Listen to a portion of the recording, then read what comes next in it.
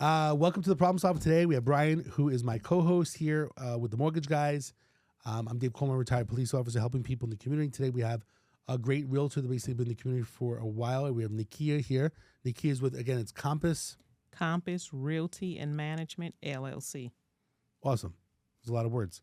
Right, So exactly. tell us a little bit about yourself. How long have you been doing real estate? I've been doing real estate now for 20 years. In fact, Galvar is having a luncheon for us next month to give us a little award. So been a realtor for 20 years, also a notary. So I do mobile notary and Ron notary. I've been in Las Vegas about 25 years. I'm originally from Los Angeles. Okay, great. I was going to make a joke. Like, how long have you been using the Mortgage Guys? So just real quick. So Brian with the Mortgage Guys, he's here to share any information about the mortgage, the market. So this will come out, and you can use this for people that you're that are buyers and sellers, that people that know you in general. Tell us what you think what's going on in the market right now. I think the market is steady. Some of the things we discussed earlier are absolutely true. Sellers want top dollar. I always tell my clients, the buyers tell you what the market is. The buyers tell you what your home is worth. It doesn't matter what the appraiser says. It doesn't matter what we get for comps as realtors. If buyers are coming to your home and they're not giving you the comps or the appraised value, then guess what? It's not worth that. Because, of course, you need a buyer to purchase the property.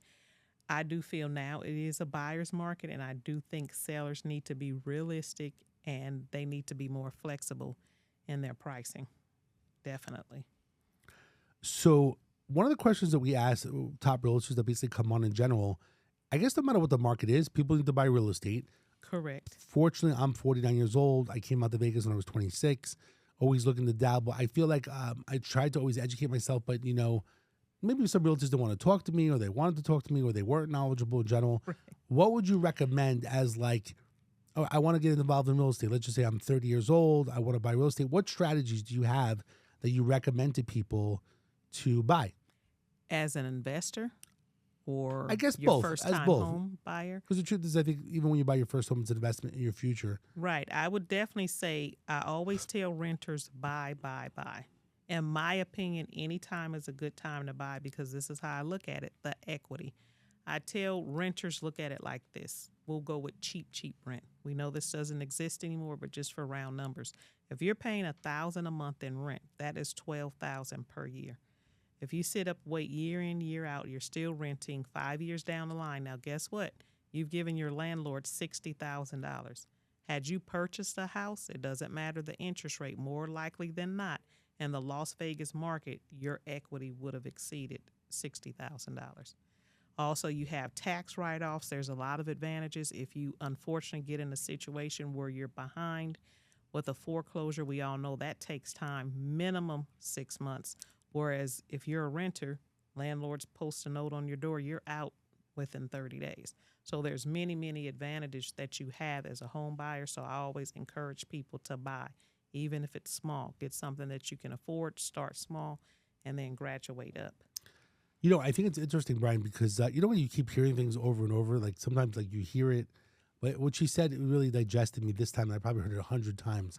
But the truth of the matter is, when you rent, the rate, the interest rate on rent is Right. really 100%, even though there's no rates. I just did this comparison with somebody the other day on a $2,500 a month payment. So, Right. you can get, I think a lot of houses or properties out there are somewhere between $1,800 and $2,500 or Right. $3,000 a month. Absolutely. So $2,500 a month. If you're paying $2,500 a month, you're paying what is that? $30,000 a year Right. in rent. So let's say in 5 years, That's you're paying $150,000. $150,000. If you buy a house and you go with minimum down, maybe you're getting a house that's like $350,000. You get a $350,000 house. You put the minimum down.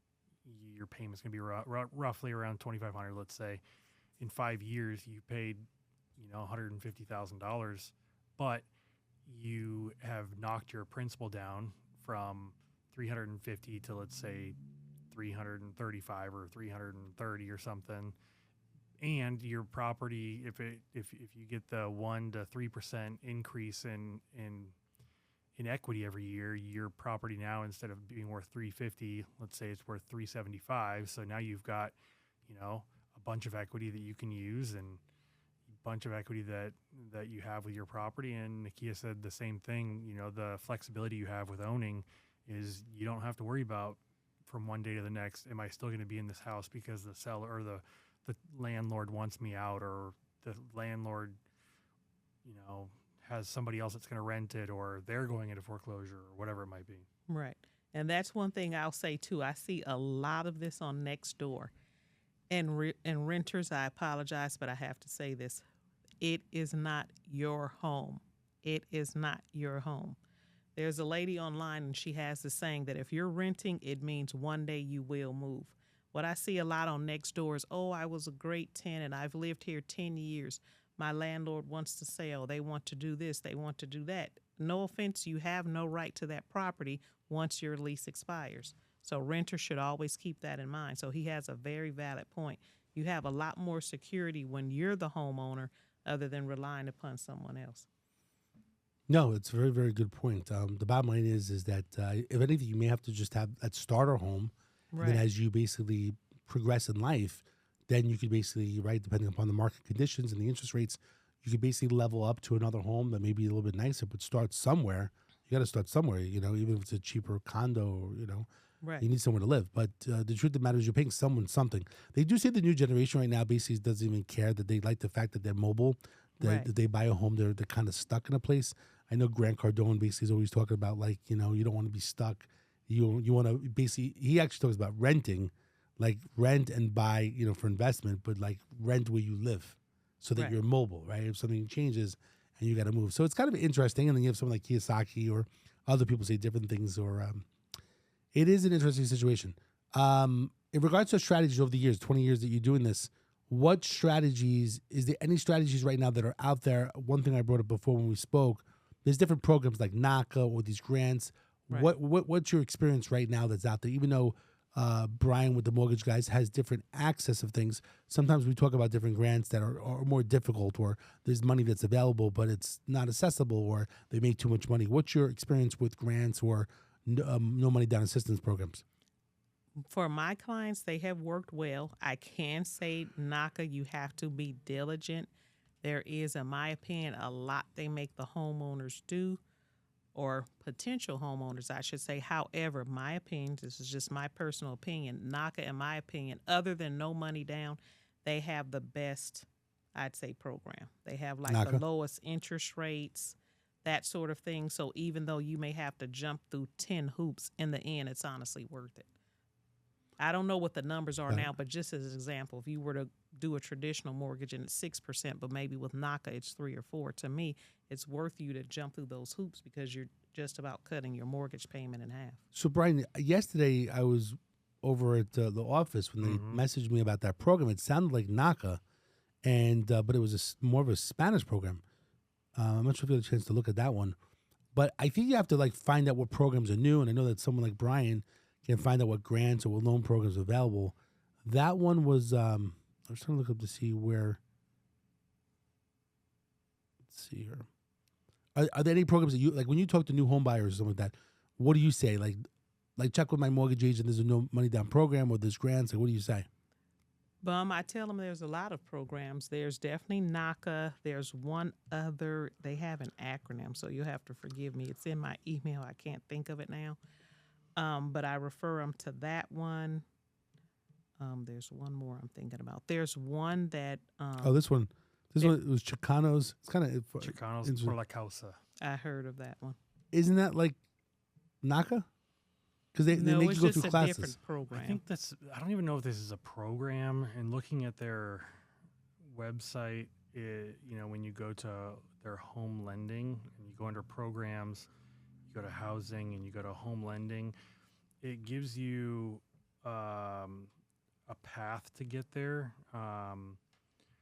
It says we offer mortgage loans and bilingual mortgage counseling help to make the best decisions, but it says you still need the 3.5% down, and I don't think there's any kind of specific program. It's just they're saying that they are a nonprofit organization that will help people understand the process better. Okay.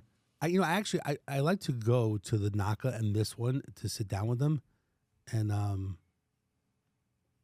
I like to figure out. It's the one thing I haven't gone to. I've heard people talk to me about it, and I like to go to this one and the other one, or even bring them on the podcast. Right. Yeah. They can talk about the program. And Be then interested. also Nevada knowledge Partners is such has power a with it. program, but I'm Which one? forgetting the name. Nevada Partners. They're off of like Lake Mead and Losi, and they have a program over there. So we got Nevada Partners. Mm-hmm. What do you think they do? They help with buying the house. So I believe they help them with a portion of the down payment, if I remember correctly. So there are some programs out there. You just have to get with the right realtor that knows the program so you're steered in the right direction. And then, of course, you have to qualify. By the way, Steve Hawks wrote back to me. Its forbearance is basically September 25th. Okay. So after September 25th, no forbearances. So the question really comes down to, will there be more foreclosures for people? And the question is, even if there's foreclosures, and that's a good question. You may start getting this question as well from some of your buyers. They may hear, there'll be probably a trend on TV like, oh, forbearances, there's foreclosures. So people think they're going to get this like amazing deal. Right. I think that if there's foreclosures, and you tell me what your thoughts are, same with you with Brian, I think if anything, it'll only be like 20% like off the sticker price. Right. I don't think it's going to be like, it's not going to be like it's going to go down from $400,000 to $100,000 like it did. Right. I think if anything, it's like a 20% reduction off of a foreclosure. Would you agree? Person can't make the payment. They lose their job. Things are tight. They lose their home. The home's not going to be 50% off. Yeah, Would you agree? I agree. I was talking to somebody that said 20%. Like Going back to the NACA program, the details of eligibility on that is you either have to make 100%, you have to make less than what the median income is in the area you're buying. Right now, I think the Vegas median income is $67,000. So you have to make less than that to qualify for a NACA loan, or you have to purchase in an underserved area, like a low-income area. So those are the two ways to get it. But the hard thing is if you're making under $66,000 a month or a year, you're not going to qualify for much based on the current, calculations. Yeah. So I wonder, like with that home, if it's under $66,000, how much? I know they're trying to help people with payments. Like what price of a home can you buy? Because even a condo is like $200,000, right? Yeah, I mean it would depend because you got to figure that's about $5,000 a month. Max debt to income ratio is going to be 50%, and that's $2,500. So you subtract any debt you would have from your credit report, a car payment, whatever. $2,500 is going to get you about $300 to $350, but not much more than that. So you probably would have a better chance in the Las Vegas area to qualify for one of the low-income areas to buy a house there and get a NACA loan. So with that basically being said, I think what it comes down to, I guess, for Nikia is that anyone that's interested, maybe get with someone like Brian, yourself, Nevada Partners, NACA. What's the other program again? What you said? Chicanos, what is it? Chicanos por la causa. It's interesting because I never heard that one when they said it to me yesterday. And I was like, it's so important to know these different programs. Right, and they're changing all the time. Right. So the bottom is you have to do the research, have a great realtor like someone like Nikia basically helping you. Like what programs are available to me today? Any other strategies that you feel over 20 years that someone should do? Leveraging, bank loans, owner will carry. What things do you like that you recommend to other people that you have? Well, once you've bought your first property, I always say if you can, buy your second, third, fourth. For me personally, I do invest in real estate, so it's coming from an investor standpoint. There's a lot of programs out there. We spoke earlier about Airbnb, which I can say right now may not be so great because you're competing with the hotels, but there's a lot of things you can do with properties creatively. Like one of my properties I have on PadSplit. It's PadSplit, PADSPLIT.com. And what it essentially means is just that. You're splitting your pad. So what you're doing is you're renting out rooms instead of renting out the entire property. And for me, that helps me leverage and get a little bit more profit back. So one property, as an example, is a 3-bedroom. Probably on the market, I could get $1,800. $2,000 would be a stretch, but $2,000 on the high end. Well, the master bedroom is rented for $1,200. The 2 additional rooms are rented for $800 each. So you figure I'm getting $2,800, so $800 more, versus if I just rent it to one person, I'd only get $2,000. And then, of course, if you have larger homes, more money. This particular property, I thought about adding rooms, but just imagine if I added 2 rooms and bumped it to a 5-bedroom. So just by renting out rooms instead of renting out the whole house to one person, you can leverage and make more money. Here's a question for you. In regards to pad split, what's the difference between that and the Airbnb and the regulations? Okay, so the Airbnb is a short-term rental, which means they allow you to rent it out for less than 30 days. Less than 30. Correct. So Airbnb is short or long-term. Airbnb can be both, but they do allow less than the 30 days, which is a short-term rental. And typically, most Airbnbs are the entire house. Now, yes, you do have some that are unique, and then they do the rooms. If people are wanting something really cheapy, like maybe $50 a night, some of the houses they can rent a room. Whereas pad split, it's more for long-term tenancy. Past 30 days? Correct, past 30 days. But this is the caveat. Pad split came into existence for, I guess you'd say, the working poor, because how their structure is, they rent the room by the week. So, for example, the $800 room, it's $200 every week. The master, it's $300 every week. And what happens is now, if you advertise on pad split, again, just like Airbnb, they send you the person pays pad split. Of course, they take their little cut or percentage. Mm-hmm. We all know it's about money. And then you as the landlord get the difference. But for me, I look at it like this. I'm making an extra $800. So if I have to pay pad split an extra $100 or $200, I'm still coming out on top because I'm getting $2,600 versus if I was renting to that one family, I'd only be getting $2,000. So there's a lot of creative ways you can make money as an investor with your property. So I guess the truth of the matter is, if you're doing pad split, you don't need to be a licensed Airbnb location because it's not under 30 days. Correct. So like some people were trying to buy Airbnb in like Henderson Right. or somewhere, but they had to get a license for it. So at least Correct. there's no licensing as long as it's more than 30 days. Right. I kind of feel like the government's going to get involved in that one too. So Because in the high rises, right. you got to do at least 90 days. But someone told me this one trick.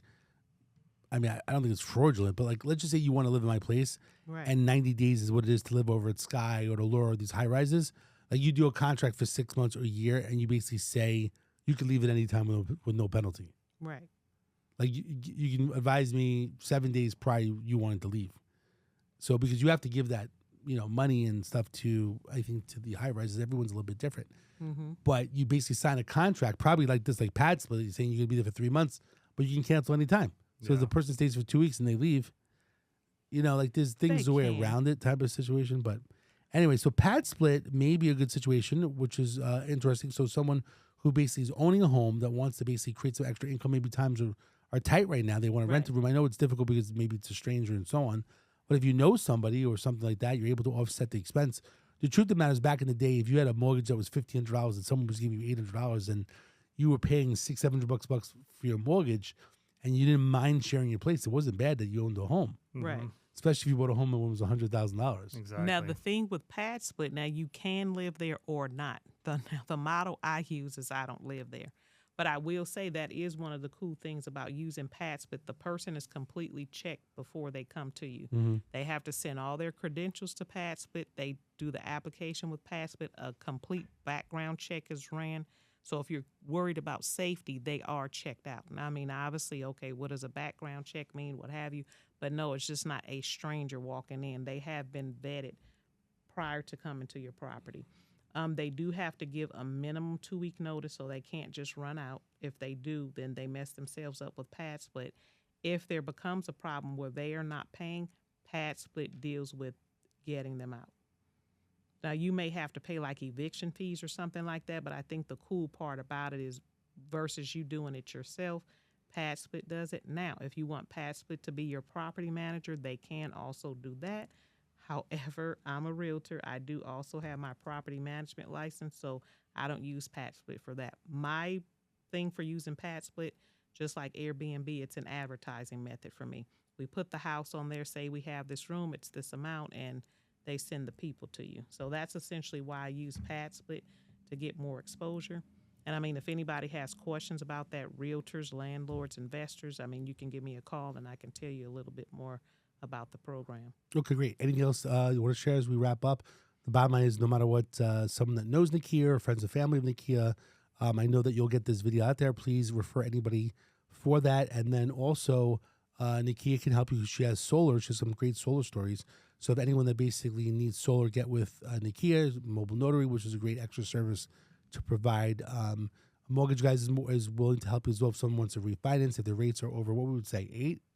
Probably 7.75. So if you're over 7.75, Nikia can help you with the Mortgage Guys basically to refinance, maybe have some extra money just to live life, or maybe save some money to buy a second home with Nikia as well.